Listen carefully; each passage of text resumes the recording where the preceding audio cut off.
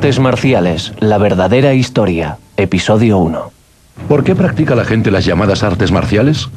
Mientras la gente practica las artes marciales por una infinidad de razones, hay algunos que consideran que sus principios constituyen una forma de vida. Si algún tema ha sido malinterpretado o corrompido en el mundo occidental junto a las enseñanzas espirituales orientales, ese ha sido el de las artes marciales. Forma de ser más poderoso, de realzar nuestro ego, de fomentar la imagen del hombre macho. Pero las verdaderas artes marciales no se parecen en nada a eso. Cógele del brazo. Eso es. Así, muy bien. Mi opinión personal es que no se trata de la mística. Ya sabes, de todas esas cosas que la rodean y que me hacen reír. No, es una forma de vida muy dura. Sé tú mismo. Intenta mejorar. Intenta ser honesto con todo el mundo. Pero si alguien te hace daño, machácale.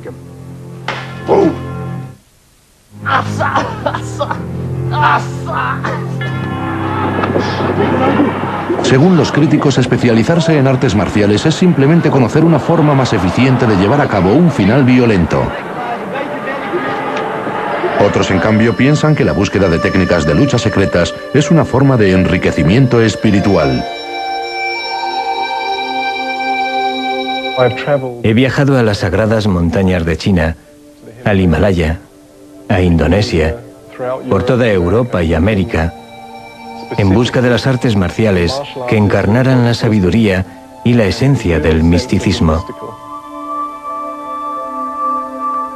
En 1997, Alex Kozma encontró al fin al maestro que buscaba. En Taipei, Taiwán, descubrió al señor Chen Yong-san. Lo primero que me enseñó el señor Chen fue que la mente y el corazón son las bases en las que se asienta la práctica de las artes marciales, no en cómo golpear y dar patadas, sino en cómo ser una mejor persona.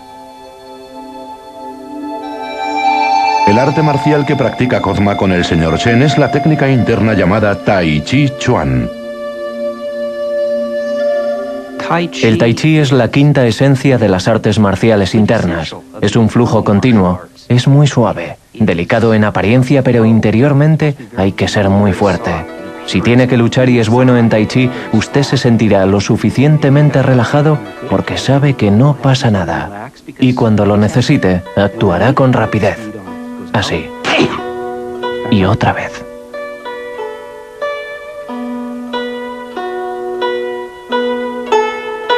Hay muchas leyendas que tratan sobre los orígenes del Tai Chi Chuan. Una de ellas cuenta que fue inventado a finales del siglo XIV o comienzos del XV por Cheung San Fung, un asombroso taoísta interesado en las artes marciales.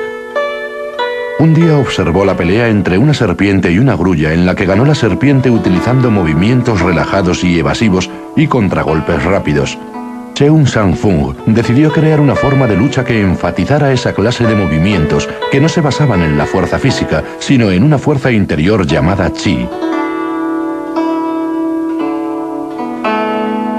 El chi o energía interior puede significar prácticamente cualquier cosa. No se puede describir lo que es y mucho menos dar una definición concreta. Se encuentra en todas las culturas. La esquimal, los indios norteamericanos lo definieron como algo que se mueve. Es el principio animado que hay en el ser humano. Es tan difícil. Es algo parecido al Tao. Si hablas de él, no es eso. Y si intentas describirlo, tampoco lo es. Tienes que acercarte a él sin que se dé cuenta. Es un poder muy sutil que uno siente cuando logra relajarse, concentra su mente y permite que el chi o energía fluya. Chi es el elemento fundamental del mundo material, en particular para el ser humano. Su vida está compuesta de chi. El chi es una combinación de cosas. Son los genes que heredas de tus padres, algo con lo que naces. Es lo que comes durante tu vida y es absorbido en la energía natural del universo. Ese conjunto fluye a través de tus órganos vitales, que funcionando en armonía producirán un chi auténtico.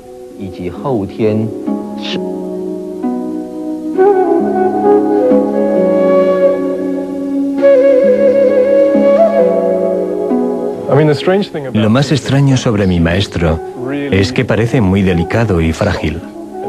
Tan solo un hombre de mediana edad, con muñecas así de pequeñas y una sonrisa permanente. Eso engaña mucho, porque cuando me golpea, es muy doloroso. Me ha hecho mucho daño un par de veces. Demasiado. Si no me hubiera curado ese mismo día, un par de días más tarde, creo que me hubiera costado mucho recuperarme.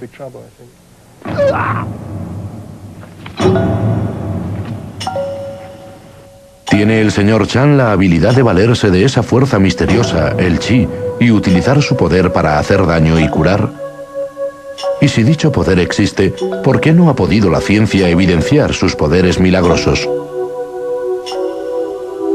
Luego oyes a la gente decir que su técnica de chi es capaz de detener las balas. Es mentira, está equivocada.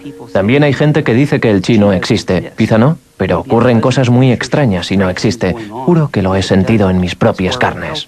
Mucha gente lo considera como algo esotérico y místico. Puede ser presentado de esa forma a la gente. Se vuelve loca. Es como perseguir una quimera. La gente pasa el tiempo persiguiendo esa idea nebulosa que no es capaz de alcanzar. Las artes marciales antiguas se basaban en conceptos como el chi, que durante siglos en el mundo occidental fueron considerados esotéricos, o peor aún, meras supersticiones. Pero de un tiempo a esta parte, los historiadores de las artes marciales de Occidente han intentado arrojar un poco de luz sobre estas fuerzas misteriosas.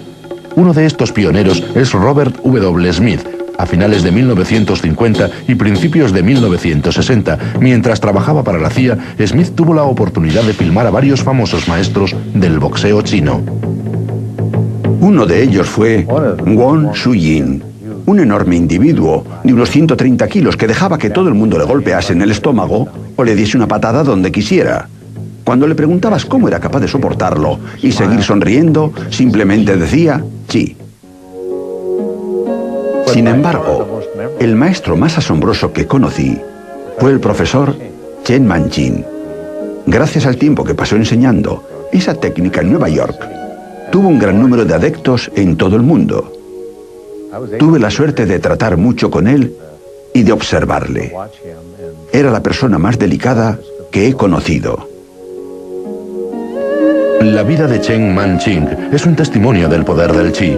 Mientras enseñaba arte en Pekín, contrajo una grave enfermedad pulmonar. Preocupado por su salud, empezó a estudiar Tai Chi Chuan. En menos de un año, Ching había recuperado su salud.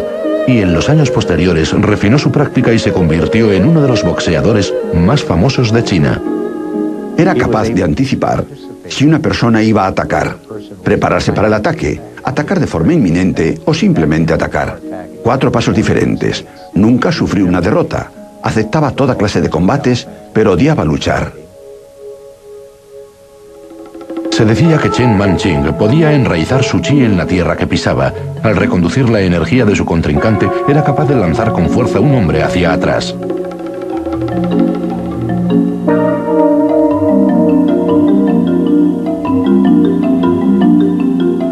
Lo hacía relajándose y trasladando la energía de su cuerpo hasta llegar a sus pies y al cemento.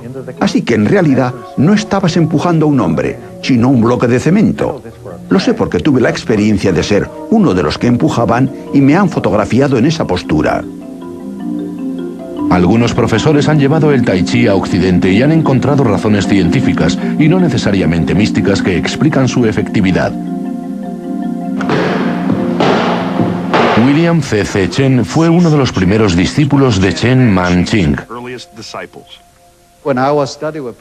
Cuando estudiaba con el profesor Chin, siempre pensé que era un hombre mágico, era un hombre invisible. Seguro que por la noche se ponía a volar en su habitación, así que después de 2 años con él, vi que es perfectamente normal.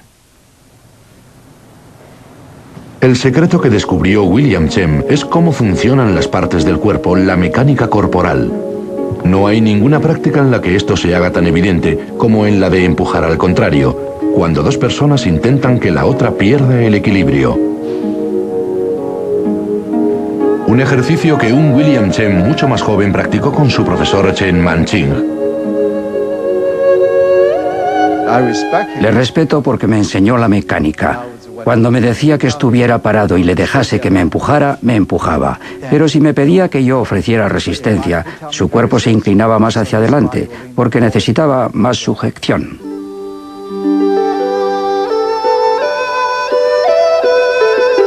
Aparte de ser el estudiante más joven del profesor Qin, fue uno de los que utilizaron el Tai Chi como una técnica de lucha, ganando muchos premios en varias competiciones de lucha china o Wushu.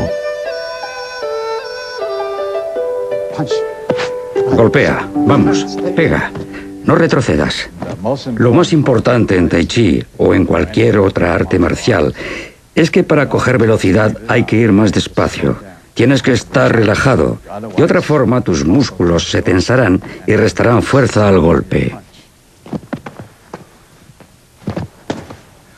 Mi hijo ha visto que su padre podía luchar y ha querido aprender. En el colegio hay muchas peleas. Quería aprender a luchar. William Chen ha pasado el testigo a sus hijos Max y Tiffany. Mientras Tiffany compite en peleas de desequilibrio del contrario, Max se dedica al boxeo.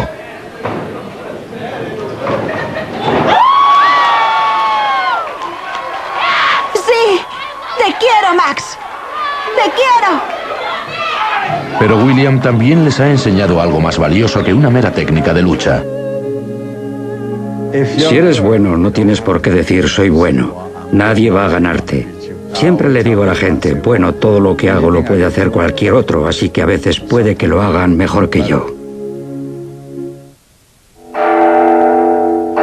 El secreto de todo arte marcial, desde un punto de vista físico, se encuentra en la biomecánica. Se basa en el apalancamiento, en cómo utilizar el cuerpo humano de una forma tan efectiva como sea posible, siguiendo las leyes físicas de Newton.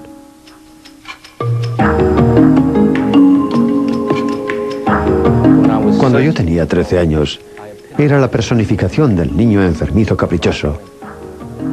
Vivía en un barrio donde solo vivían blancos. Había muy pocos chinos. Vivía en Long Island cuando vino a verme un amigo de Taiwán.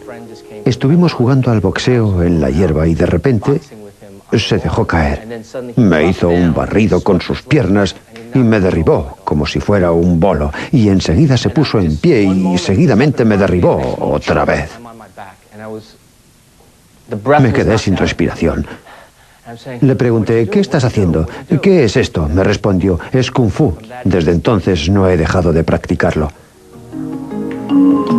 En aquella época el Kung Fu era una práctica secreta. Solo se enseñaba en Chinatown y en las sociedades secretas. Hoy día, si echas un vistazo a las páginas amarillas, hay una escuela de Kung Fu, de karate o judo en cualquier esquina, pero cuando empecé era secreto.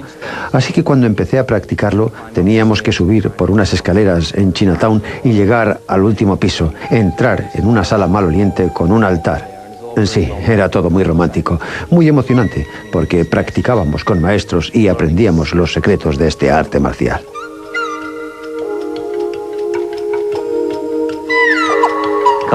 En chino, Kung Fu o Kung Fu significa gran pericia, habilidad. Puedes poseer el Kung Fu de conducir un coche o puedes tener el Kung Fu de trocear lechuga. En Norteamérica se suele referir a él como un arte marcial chino, que se conoce con el nombre de Wushu o Chuanfa.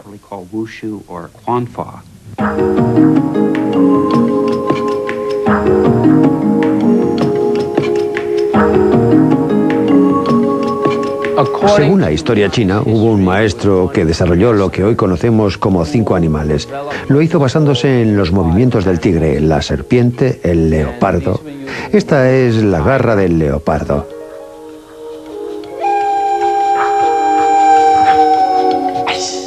Y por último, la grulla. Esta es la cabeza. El picotazo de la grulla. Los 5 animales representan 5 posturas corporales diferentes y 5 estrategias diferentes de enfrentarse al contrario. Rotura, codo, aquí desgarro. Donde quiera que esté, controlo su cuerpo. Aquí sus costillas. Si golpeo aquí, su oreja, garganta, cuello. Aquí, aquí. Yo andaba buscando un sentido más profundo, y ya sabe, me hacía esta pregunta. Si quieres aprender las técnicas de lucha más modernas, la mejor forma de ser un hombre y un guerrero, entonces, ¿por qué una escuela define la posición de los puños en la cadera y otra la posición de los puños aquí? ¿Por qué se golpea así en una escuela y por qué se golpea así en otra? ¿Por qué golpean así otras escuelas?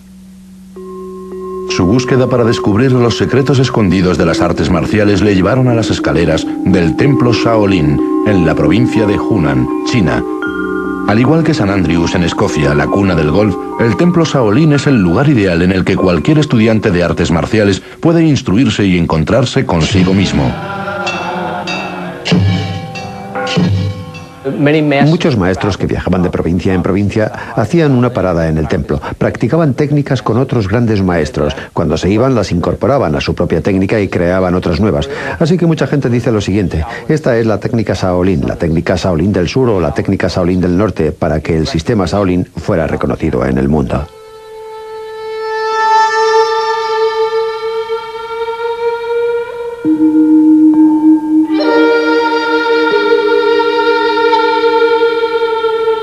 Nos levantamos a las 3:30 de la mañana para filmar a los monjes meditando en el templo. Así que mientras colocaba los focos y las cámaras, me fijé en que había un monje, un chico joven, en una esquina del templo practicando golpes. Parecía boxeo. Este es el templo Shaolin, la supuesta cuna del Kung Fu Shaolin. Así que me acerqué a él y le pregunté: ¿qué estás haciendo? Me respondió que estaba boxeando. Así que le dije: bien, ¿por qué estás practicando el boxeo occidental? Me respondió: bueno, porque el Kung Fu es superior, pero en el boxeo occidental se aprende a pelear mucho más rápido. Según Larry Tan, las artes marciales no solo esconden múltiples secretos, sino que también es importante trasladar esos conocimientos a una técnica de vida saludable. La denomina la dimensión universal. Quiero que inhales y canalices. Hoy día me preocupa cómo utilizo la energía para curar a la gente, cómo la utilizo para ayudar a los demás, porque ya no tengo que temer, ya no soy un chico asustadizo. Los monjes guerreros Shaolin utilizan dicha energía, a la que llaman chi o fuerza. La desarrollan para utilizarla en la defensa personal, en el combate y en la curación de las personas. Es lo que llamo dimensión espiritual. Se adquiere cuando uno practica las artes marciales no como deporte o la partida de bolos de la noche de los miércoles, sino como una disciplina, un camino y forma de vida.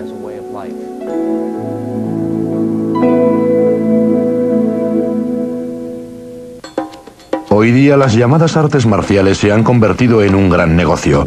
Han surgido escuelas por todo el país y en el mundo entero, dirigidas por maestros y en algunos casos grandes maestros.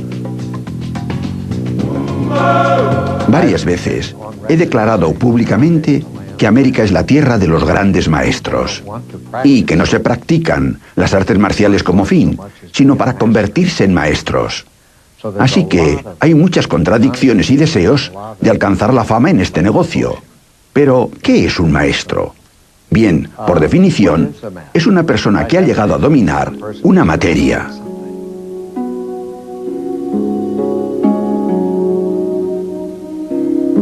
No se parece a un médico o a un buen profesor. Creo que debe dominar todas las artes sin excepción y ha aprendido algo sobre el carácter universal y la verdad en todas ellas.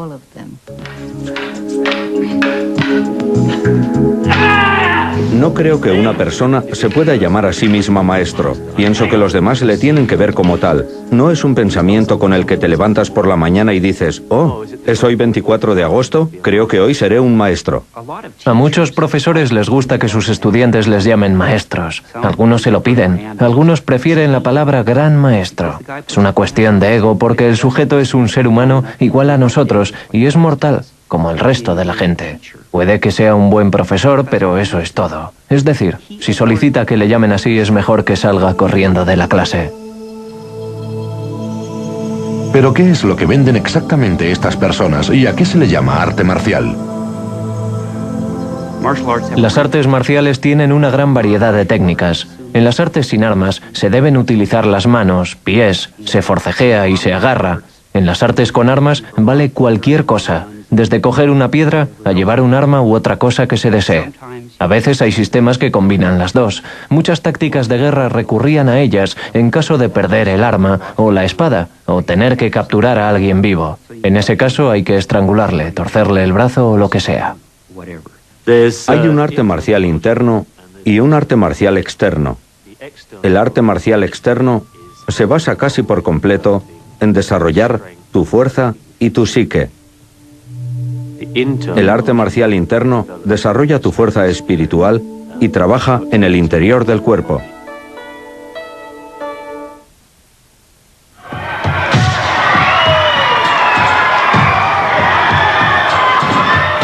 Muy poca gente sabe que uno de los deportes más populares de hoy día, la lucha libre, es en realidad el arte marcial más antiguo del mundo. La lucha libre tradicional, con miles de años a sus espaldas, está profundamente enraizada en los rituales folk de países tan diversos como Pakistán, Suiza, Corea y Turquía.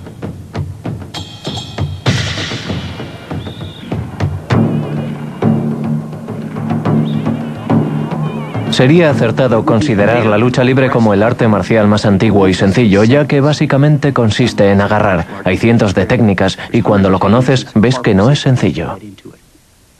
En todas las sociedades del mundo se han desarrollado formas de lucha donde los jóvenes pueden hacer alarde de su fuerza. Sus mayores se lo permiten porque pueden hacerlo sin herir al contrario, no se causa ningún daño social. Así que se puede derribar a alguien, pero sin hacerle daño, de modo que socialmente es una violencia autorizada. La lucha libre de contención es un estilo que se ha practicado en Inglaterra y Escocia durante siglos. Enfrenta a dos adversarios cara a cara con los brazos alrededor de la espalda del oponente. La idea es que debes mantener continuamente agarrado al adversario e intentar derribarlo. Inicia un ataque. Un ataque. Venga. Sí. Despacio. En un ataque. Bien. Te acercas al adversario y atacas. Eso es todo. No se trata de alardear. Es un deporte serio, no hay coreografía ni se pierde el tiempo jugando. Es honesto. ¿Cuál es la mejor manera de defenderse de un ataque? Lo mejor para defenderse, si alguien se acerca, acérquese. ¿Así? Sí. Ah. Me agacho, ¿lo ve? Intentemos hacerlo. Puedes levantarlo. Voy a intentar agacharme. Sí. Hazlo despacio. Vamos a centrarnos en esta técnica. Yo me agacho así. Sí, eso está bien. Y Robert Carter.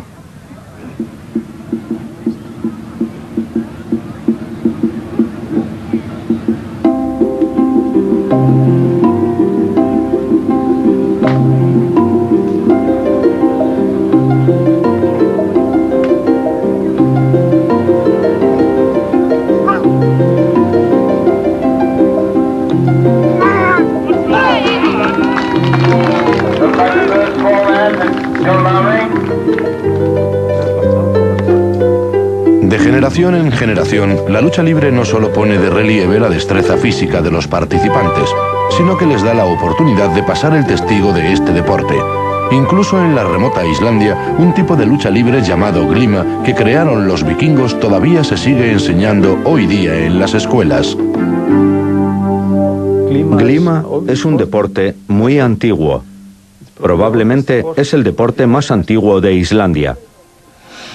La palabra glima significa juego divertido.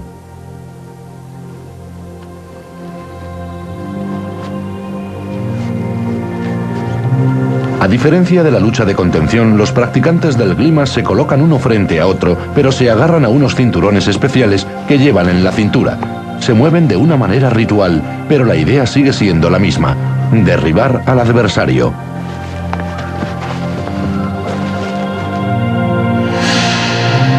El judo es un ejemplo característico de un arte marcial que se originó como una forma de lucha libre.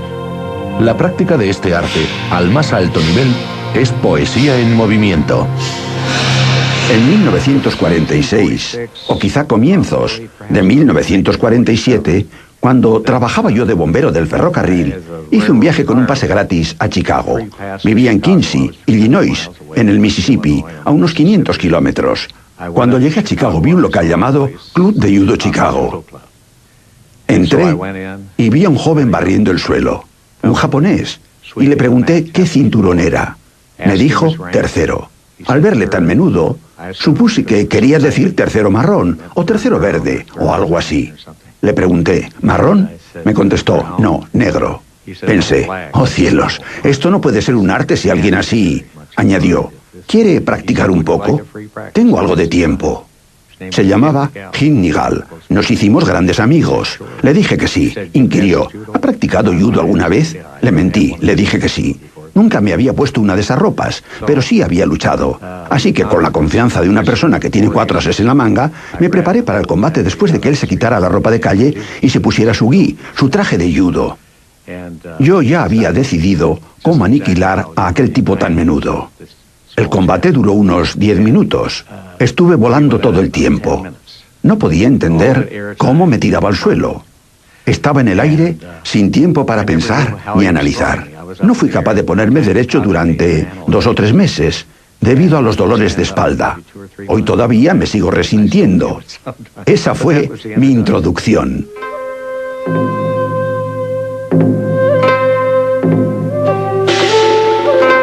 Jiu-Jitsu es el antiguo estilo de combate sin armas japonés. En este sistema uno debe asumir que ha perdido su arma. No puedes hacer uso de ella. Es enseñado a la usanza tradicional, es decir, por escuelas que no mantienen contacto entre sí. Es algo privado, es de alguna forma secreto.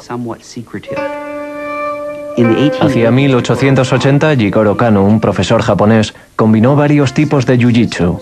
Su objetivo era introducir esta práctica en las escuelas públicas japonesas como un modo de desarrollar el carácter entre los niños. Su intención no era utilizarlo para matar gente, sino como un medio de hacerte un ser humano mejor.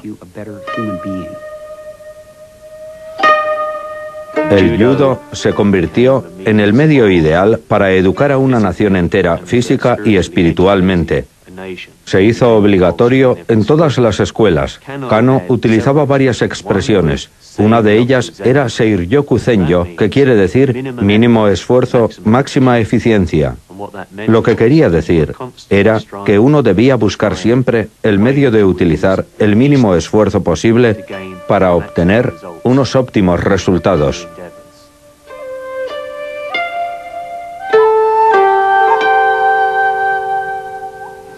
Así que Kano creó un concepto que no solo dio a su nación, sino al mundo entero, la oportunidad de ver que las artes marciales tenían muchas más ramificaciones que la lucha en el dojo. El judo fue quizá el primer arte marcial que adquirió un nivel alto de popularidad. Cuando Japón, bajo presión occidental, abrió sus fronteras a mediados del siglo XIX, los que lo practicaban pudieron difundir la filosofía del judo a una gran variedad de público. El cuerpo entre los hombres de la UNI. A finales del siglo XIX, los japoneses empezaron a viajar por el mundo. Llegaron a Inglaterra y a Francia. Veíamos cómo rompían ladrillos. Eran hombres muy fuertes y luchadores. Y así es como mucha gente empezó a describir y conocer las artes marciales japonesas. En 1903, uno de los discípulos de Jigoro Kano, Yoshiaki Yamashita, fue contratado por un hombre de negocios de Seattle para enseñar a su indisciplinado hijo algunos movimientos básicos de judo.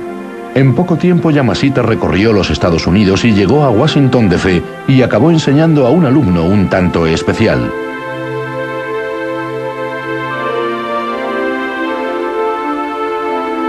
Empezó a enseñar judo a Teddy Roosevelt, que en aquella época era presidente. A los japoneses les parecía bien, ya que en esa época estaban en guerra con Rusia. Eso permitía al gobierno japonés mantenerse en contacto con el presidente. Mientras tanto, la mujer de Yamashita enseñaba judo a un grupo de mujeres ricas de Washington D.C., hijas de congresistas y esposas de senadores. El judo pronto se hizo popular entre las mujeres porque se decía que les daba poder.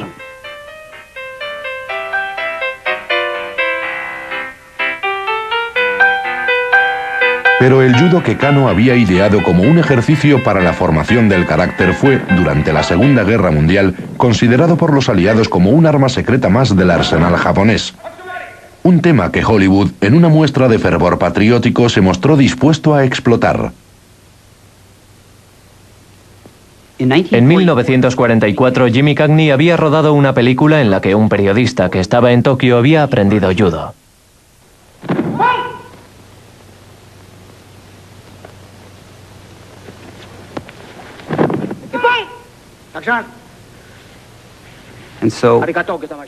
Así que introdujeron escenas en las que practicaba judo en Japón. Para dichas escenas tuvieron que recurrir a actores norteamericanos y europeos porque los japoneses estaban confinados en campos de concentración en el desierto. Concentración para que aprendieran de los japoneses. Se rodaron películas como Blood in the Sun para convencer al público de que los norteamericanos eran capaces de ganar a los japoneses en su propio terreno.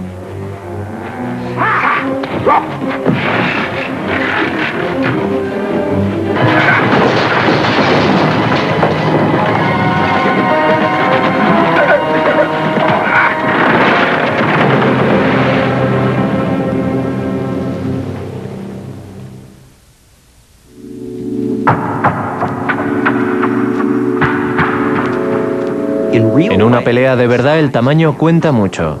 Si los dos adversarios han seguido el mismo entrenamiento, el tipo grande siempre podrá con el pequeño. Lo que puede hacer el tipo pequeño es llegar a ser muy bueno. Un tipo frágil muy bueno contra un tipo enorme también bueno tampoco es una pelea justa. Lo que hace el entrenamiento es dar a la persona pequeña y frágil las claves para derrotar a un adversario de mayor tamaño pero menos entrenado. Quizá nadie pueda entender este concepto tan bien como el hombre conocido como la bestia de Ámsterdam. Los puños de John Blooming son muy famosos en todos los dojos de Europa y para los vecinos del barrio chino de Ámsterdam, donde ha trabajado como guardia de seguridad en clubs de striptease y casinos. Hasta luego. Vale. Todo Budokai tiene su propio estilo. ¿Por qué? Porque probablemente Dave no puede hacer lo que yo hago. ¿Por qué? Porque soy alto. Peso más que él. Por otro lado, él tampoco podría hacer lo que hace Dave o lo que yo hago, porque es todavía más frágil y no ha entrenado tanto como nosotros. Así que cada uno tiene que crear su propio estilo, pensar en él y entrenarse de forma que no le asuste enfrentarse a un tipo más grande que él. Esta es la razón por la que he desarrollado, por ejemplo, este Kaikan tan rápido, porque puedo estar parado y hacer este movimiento por sorpresa. Tap. En una décima de segundo. Tap. Cogiendo desprevenido al adversario. No puede leer en mis ojos lo que voy a hacer. Con una expresión fría le golpeo. ¡Pap! ¿Lo ve? Y ahora su cabeza. ¡Pap! Y cuando alarga la mano, ¡pap! Acabo noqueándole. Sí, eso es. Gira los brazos. Cógele del codo. La mirada en alto. Cógele del brazo. Eso es. Métele el codo. Cógele el brazo. 10º dan en karate, 9º dan en judo y un veterano condecorado con 2 periodos de servicio con los marines holandeses en Corea, John Blooming empezó a entrenar en Holanda en 1953.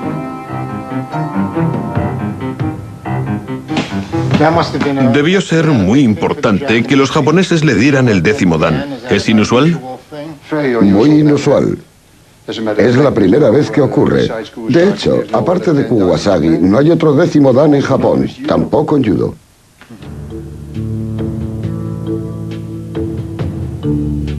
John Blooming es en muchos sentidos la quinta esencia del chico de barrio. Su máxima es: golpéale en la entrepierna, pégale en la nariz, derríbale y fractúrale el brazo. John Blooming creció en un barrio humilde en Ámsterdam. Vio cómo las SS echaban a la gente de sus casas porque vivía en un barrio judío. Después de la guerra, se alistó en los marines holandeses y participó en la guerra de Corea junto al ejército norteamericano.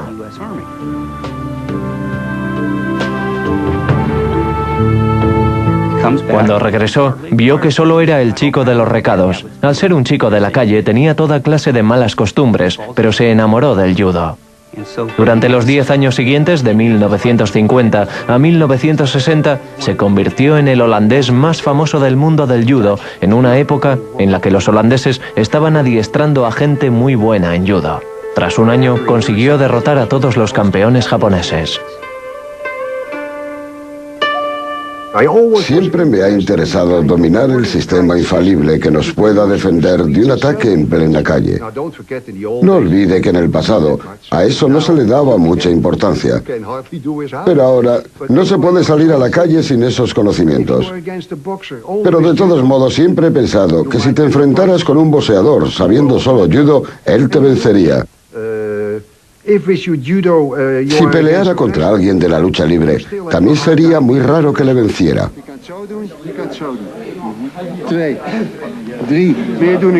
Así que pensé que si combinábamos, por ejemplo, el karate, las patadas, las defensas, los puñetazos, con técnicas de derribo por la espalda, de frente, por la cadera, y una vez que lo tienes en el suelo, no le dejas ponerse de pie, sino que saltas sobre él. Llegaríamos a dominar, una vez inmovilizado, a cualquier matón callejero. Así que, desde aquí, ¡bang! Venga, no ha sido tan malo. Y luego colocas la muñeca ahí. ¿Ves lo que quiero decir? Esta es la técnica básica. Una tercera parte se basa en el karate. Otra tercera en técnicas de derribo. Y una vez en el suelo, técnicas de inmovilización. Junto con las llaves de piernas del sambo, la lucha libre rusa, todos estos ingredientes conforman el círculo. Es el sistema más innovador en la práctica de la defensa personal. Y no debe parecer arrogante, es la pura verdad. Es muy peligroso. Cuando lo inmovilizas, el cerebro no recibe oxígeno durante 20 o 25 segundos, lo que ocasiona daños cerebrales. Así que no se olvide de que es algo muy peligroso. Nunca enseño a mis alumnos cosas inútiles, ya sabe, solo para que se exhiban. Solo les enseño las cosas que pueden servirles en la calle, no solo en el dojo, sino cuando su vida corre peligro o se ven involucrados en una pelea callejera.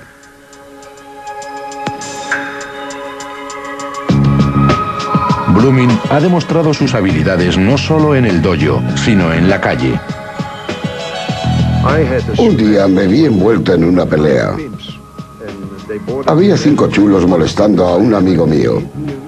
Uno cogió un martillo y me golpeó en el pie izquierdo. Me hizo mucho daño.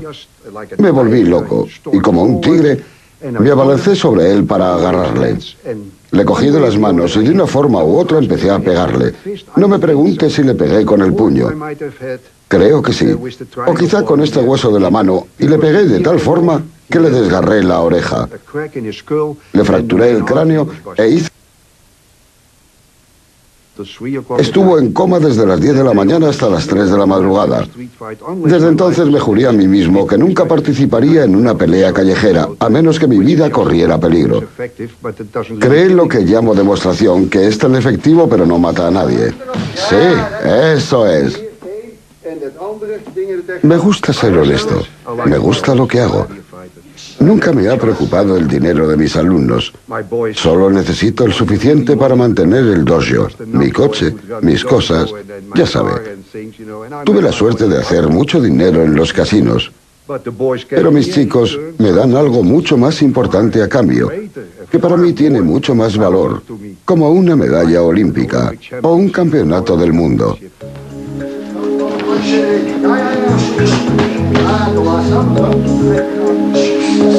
Hoy día siguen ganando títulos. Les tienen miedo. Nos hemos creado una reputación y eso me hace feliz. Desde los canales de Ámsterdam a las calles de Brownsville, Nueva York, la verdadera prueba que demuestra las habilidades de uno no es quién gana o pierde, sino quién sobrevive. Diría que el objetivo de la mayoría de mis estudiantes es aprender la defensa personal. ¡Uno! ¡Uno! ¡Uno! ¡Uno! ¡Uno!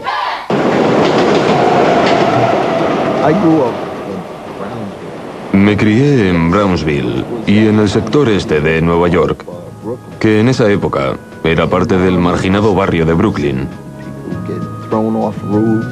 En esa época vi cómo tiraban a gente de los tejados He visto atropellar a gente de forma intencionada.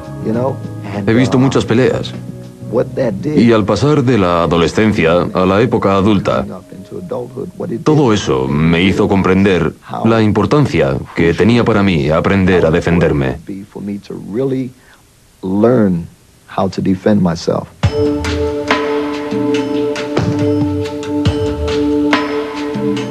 Sí. Ya está. Da una voltereta, gira, vigila tu espalda, gira. Bien. Pega, pega, pega, pega, pega. La gente cree que las artes marciales consisten en puñetazos, golpes y patadas. Ese es un aspecto, pero las artes marciales comienzan aquí. Enseño a mis estudiantes que uno de los aspectos más importantes de las artes marciales es el respeto. Respetaré el valor de toda vida humana. Más despacio. No me aprovecharé ni abusaré de mis habilidades en artes marciales. Diré no a las drogas y sí al éxito, porque estoy en el camino de ser una persona mejor.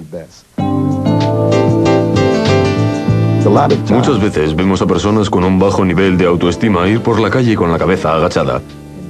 Al igual que en la jungla, el león elige una víctima entre la manada, que generalmente es la más débil, o una que cojea, o que se ha despistado. Esa persona con la cabeza agachada está dando una señal de debilidad. Es la presa. Así que el atracador tiene la misma mentalidad. Oh, bien, esa persona está atenta, pero esa otra ni siquiera sabe a dónde va. Mira, además le sobresale la cartera del bolsillo de atrás. No sabe lo que le espera. Así que un nivel de autoestima bajo puede convertirse en un problema en la calle. ¡Ah, señor! ¡Ah, señor! ¡Ah, señor! ¡Ah, señor! ¡Ah, señor!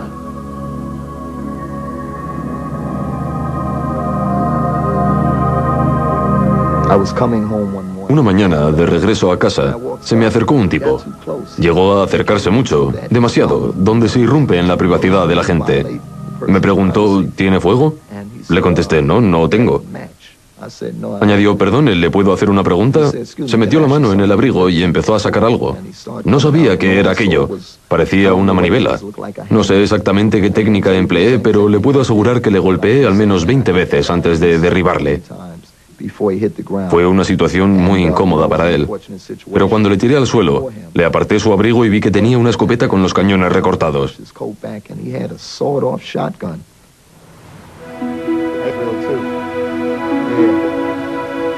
Hola, ¿qué tal? ¿Qué pasa, hombre? ¿Qué haces? Voy con ellos a dar una vuelta. Es uno de mis pequeños estudiantes. ¿Qué ha pasado con el Ush? Ush, maestro Crosson. ¿Va todo bien? Bien, sigues practicando, ¿no es así? Adiós. Vale, cuídate. Les digo que tienen que prepararse, entrenar muchas horas en el dojo. La gente pone excusas. Estoy muy cansado, hace mucho calor, he metido horas extras. Eso no tiene ningún sentido cuando estás en la calle y tienes que defenderte. Así que si alguien quiere entrenar, tiene que tomárselo en serio. ¿Cuánto tiempo debería entrenar? No hay un límite. ¡Ah, señor! Presión. ¡Ah, señor! ¡Ah, señor! ¡Rompe! ¡Ah, señor! Alguien me preguntó un día si podía detener una bala y dije que sí. Me miraron como si estuviese loco. Me preguntaron cómo es capaz de detener una bala. Les dije que podía hacerlo, no permitiendo que una situación en la que se llega al punto en el que la otra persona quiere dispararte o matarte escape a tu control. Disparan a mucha gente porque continúa con la pelea. Discuten, incluso empujan al otro y le provocan diciéndole, sí, vamos, a ver si te atreves, venga, hazlo. Y el tipo va y dispara. ¿Por qué me has disparado? Tú me lo pediste.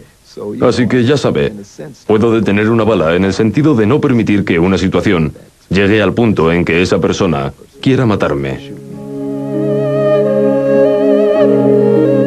Así que al final quizá la habilidad más importante que uno puede aprender de las artes marciales sea la de evitar no provocar una confrontación y que la pelea sea el último recurso que hay que emplear.